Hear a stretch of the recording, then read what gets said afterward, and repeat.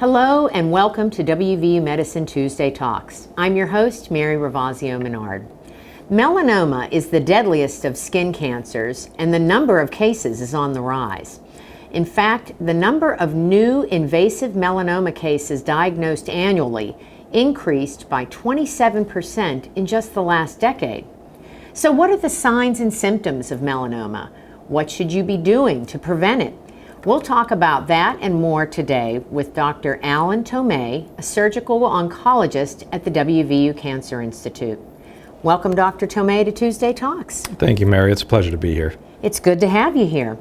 So let's just start with the basics. What exactly is melanoma? So melanoma is a skin cancer, and there are actually quite a few different types of skin cancer, but melanoma might be among the most aggressive. It makes up less than 5% of all skin cancers, and it arises from the cells that provide our skin pigment. So melanocytes are within the skin, and for any of you who have ever been out in the sun, you can get tan, and those are the cells that would be responsible for that pigmentation. But those cells can turn to cancer, and that cancer can end up being aggressive. Wow. Okay. What causes melanoma? So there are some variations to this, but almost always it is essentially UV light. And it's not just the light. So some people think, well, I'm in the shade, so I'm protected. But the radiation from our sun is what causes damage to skin cells. That damage, and especially damage that becomes compounded over years or decades, can lead to cancers. And so it's that radiation affecting our cells over time. So you can get the radiation even if it's a cloudy day? Sure. Even on a cloudy day, even in the winter, even underneath an awning or a screen. Now, it takes a lot more of it because you are somewhat protected. But I think the other thing that I hear sometimes from patients is, well, I'm wearing a shirt. Well, a shirt doesn't prevent radiation from reaching your body. So it helps protect a little bit, but not enough where you wouldn't get burned if you were out in the sun for an extended period of time. I think that's a common myth you just busted. That is true. So, who is most at risk for getting melanoma? And so I think this is something also that's a relatively common myth, that there are some people who think they would never get melanoma. So by far and away, ancestry that has very light skin, light hair, so red or blonde hair, blue eyes, all make people more susceptible. However, even dark-skinned African Americans can get melanoma, and unfortunately, when they get melanoma, it tends to be a more aggressive variant as well, beneath the toenails, the palms and the soles of the hands, etc. But we know that just one sunburn, bad enough to blister or peel, will double your risk of melanoma over the course of your lifetime. Wow. And just one? Just one. That's it. So basically, we're all at risk. For the most part. And the other thing I try to tell, patients is that a lot of times we don't know how many changes it takes of a cell to become a melanoma. We think it's multiple, but we know that almost always the first one happened when you were a child. So we all, when we were kids, had melanoma, or not melanoma, had sun exposure at that level. Yeah. So, and it's interesting because when you look back as well, the most common place for a man to have melanoma would be the trunk, chest, and the back. The most common place for a woman to have melanoma would be her extremities. And a lot of that has to do with things that we're protecting with clothing or other things. I know it's not completely protective, but again, more exposure to the extremities of a young woman who's wearing a one-piece bathing suit, for instance. So just something that we see pretty commonly, and little boys are running around without a shirt on, et cetera. So that level of exposure as a child, they say you pay for the sins of your youth, and that sun exposure in our youth really comes back to get us later on, as we become middle and older age. Is there any way to undo the sins of our youth? You can't undo it, but like I said, it's not just, I had a burn as a kid, I'm going to get melanoma. There is a progression of changes, and so if we can kind of suspend that progression, and so sunscreens, protecting yourself from the sun, getting out of the sun as much as you can. I tell patients who have had melanoma that I'm not telling you not to enjoy our planet. I'm just telling you maybe a good time for a walk would be 6 a.m. when the sun's not as bright as it would be at noon or 1 o'clock in the summer. Making sure that you're wearing sunscreen, very important. And then there's all kinds of clothing that can be utilized. So they make ultraviolet protective clothing that you can actually purchase. And so there's great golf shirts for men, there's cover-ups for women at the beach. So these are not meant to be used instead of sunscreen, but in addition to. In addition to. Can't have too much, right? The more you can protect yourself, the better. And you know, we see men running around all the time with ball caps, and it doesn't protect your ears, it doesn't protect the back of your neck, it doesn't protect your nose, your face really. So if you're going to be out in the sun, we recommend wide-brimmed hats, things that will be more protective, long sleeve UV protective clothing. So if you're going to be out mowing your yard or something, they make clothing that is designed to be worn in those types of environments to protect your skin. Yeah. So how common is melanoma? I believe, you know, the exact statistics is going to change year to year, but I believe that they diagnose 100,000 new melanomas every year in the United States. And one patient will die of melanoma every hour of every day.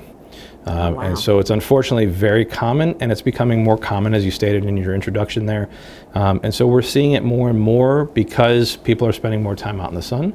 You know, almost everyone you know has had exposure. And so it's really important to start thinking about this as a lifelong type exposure risk. And so making sure your children always have sunscreen and protective clothing so that they don't have the same risks when they're adults like we do. What about tanning beds? Don't even get started on that, Mary. I know they're bad. So they're not just bad; they're terrible. They're essentially, it's all radiation and ultraviolet radiation. So it's like accelerating. Yeah. So worse than the sun. Worse than this. So we know that just 1 hour in a tanning bed, 1 hour in your life at any point, will double your risk of melanoma. Oh, God. And more than 50 hours will increase your risk by 3 to 5 times the general population. So wow. It's really, really, really bad for your skin and long-term health. So I can't tell you or advise patients to stay away from tanning beds any stronger than that.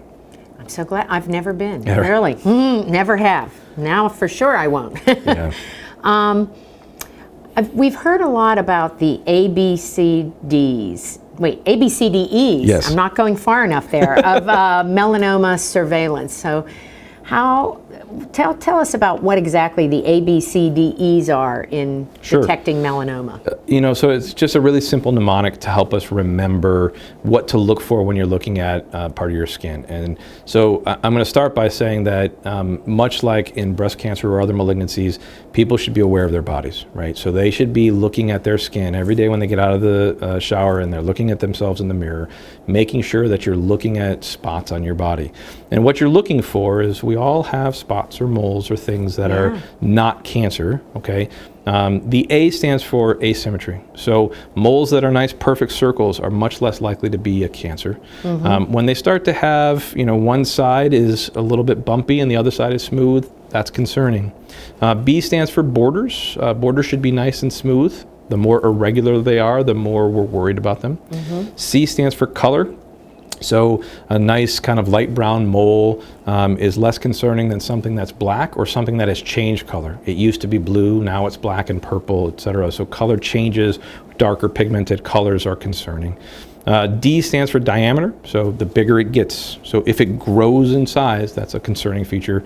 And then E stands for evolution, and this is, in my opinion, one of the things patients forget most, is that trying to look at a spot on your skin once and make a determination about whether it's cancer or not is incredibly difficult. But looking at it every month, or having a physician, a dermatologist, looking at it every 3 to 6 months or annually, etc., that's a much better way to help determine, because time is a really important factor. Cancers will grow and they will change. And so having that evolution over time is something that can really help us make a diagnosis. And does melanoma in particular progress pretty quickly? So, you know, it can. Oftentimes when patients are diagnosed with a melanoma, I'll tell them that this didn't pop up overnight. This isn't something that just happened yesterday. Chances are it's been a cancer for a while. We don't know exactly, but months to years probably. It just came to our attention recently. So it does grow, and it can kind of grow, but it's not going to be in days or weeks time. Okay. So how do you go about diagnosing melanoma? So I can't stress this enough for patients who have a skin tone of light skin, blue eyes, etc. I think this is important for any patient, but especially those who are at higher risk. Dermatologic surveillance is just something you should be doing. It's just a part of what should be your daily life. And if there's a mole that has one of those characteristics from the ABCDEs, then your dermatologist is going to take a biopsy. And that biopsy can be in a number of different ways, but they're essentially going to take pieces of that mole, look at it underneath a microscope, and determine whether or not it's a cancer. Okay. So what are the latest treatments for melanoma? Is there anything new? There are all kinds of new things. You know, in general, the standard of care for melanoma in patients who have melanoma that's in one spot would be surgical excision. And that can be either at the dermatologist's office or at a surgical oncologist like myself, just depending on a number of factors that I think are a little more detail oriented than we need to get into today. Okay. But there are all kinds of new treatments for patients with melanoma where maybe it has already spread, or maybe we can't end up taking it out for various reasons. It's too big, or it's in different places throughout the body. And so over the last decade or so, a huge advance in melanoma is something called immunotherapy. Immunotherapy is you see these commercials all the time on TV for any number of things. Lung cancer is a very common one that you see them advertised for. They turn out to be incredibly effective in melanoma. Wow. And they have really revolutionized patients with melanoma. 50 years ago, surgery was all we had. Yeah. And now over the last 10 years, in addition to surgery, these new biologic medications have really improved overall survival, even in patients with melanoma that has spread to lymph nodes or other organs. So immunotherapy, tell us a little bit, like what exactly is immunotherapy? Sure. So, chemotherapy, which I think everybody has heard of before, typically used in breast cancer or colon cancer. This is essentially the easiest way to think about it. It's a poison. It's designed to kill a cell. Think of immunotherapies as it is designed to train your immune system to recognize the cancer, and then your body's immune system kills the cancer. It's kind of like a way of just helping your body recognize that cancer doesn't belong in your body. Are bodies capable of killing cancer cells? It is. We are still, I will be honest and say we're still working through that whole process of how to kind of modify it. One of the downsides to immunotherapy is as you're training the immune system to be more aggressive, it can be more aggressive on things that you don't want it to be. So patients can get thyroiditis, they can get colitis, they can get hepatitis, things where the immune system is attacking normal organs, and that's one of the unfortunate side effects of these immunologic agents. Okay. So it's still a work in progress. Yes, very much so. Although, having said that, I don't want patients to take away that it's not a good treatment, because it's by far and away better at killing melanoma than causing problems. Excellent. So the benefits outweigh very much so. the cons. So what is the survival rate right now of melanoma? So it would depend on stage. When I talk to patients about stage, I usually work backwards. I think everybody's heard of patients say, I have stage 4 cancer, and what that means is cancer has spread to another organs. So it may have started on the skin of your arm, for instance, but now there's nodules in your lung or your liver. In those patients with immunotherapy, survival is way better than it used to be. I don't want to quote you numbers off the top of my head, but I can tell you that we've probably at least doubled survival in those types of patients with immunotherapy. In patients with stage 3 disease, which means lymph nodes are involved, we can cure many of those patients these days. And in patients without lymph nodes, the survival for melanoma is actually still pretty good, especially in really thin melanomas. If we get to them early, the better patients are going to do. And so that's why this surveillance and protecting your skin, the sooner we know you have cancer, the more likely your outcome is going to be a positive one. So the best way to get to them early. And that's what, so see your dermatologist. Exactly. Yeah. See your physicians, make sure that you're doing what you need to do to try and prevent these things from becoming a problem. Does it make a difference? Are men or women more susceptible to melanoma, or no? There's a slight male predominance, but it's small. So, in general, I would tell most patients it's 50-50 split, but there's a slight male predominance, but it wouldn't be clinically significant. Okay.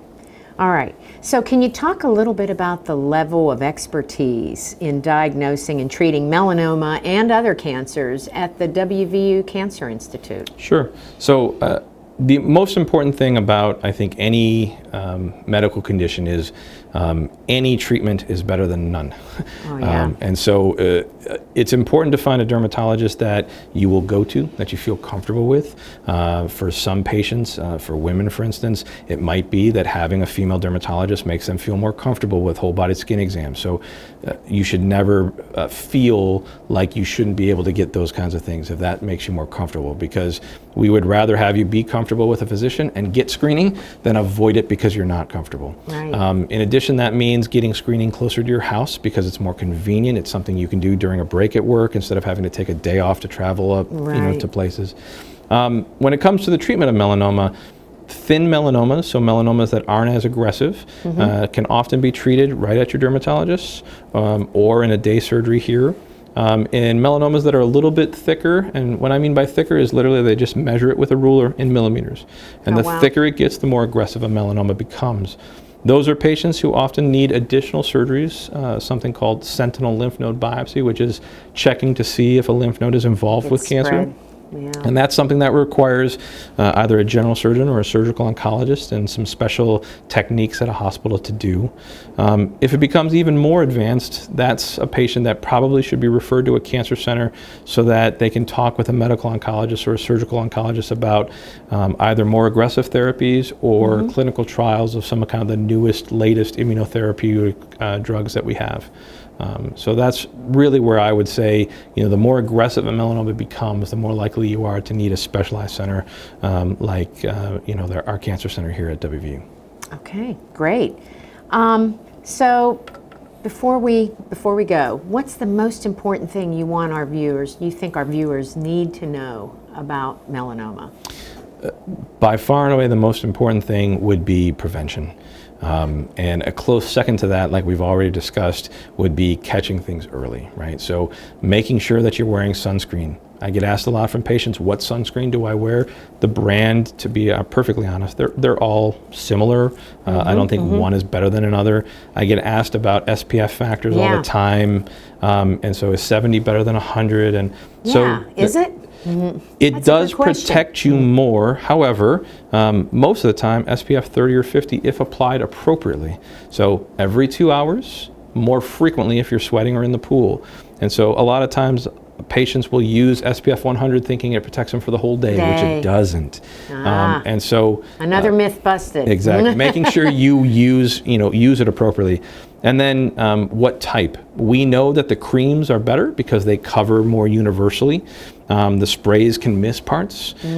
However, again, if you can't get someone to use the cream, a spray is better than nothing. Right? And so if you're going to use a spray, rub it in. Helps to coat it a little bit more evenly. So in prevention, what you will use is far better than just not using anything at all. So even if it might not be the best, something is still better than nothing. So making sure you prevent it, and then making sure you do self-screenings and dermatologic screenings, because if we catch it early, it's a much more treatable disease than if we catch it late.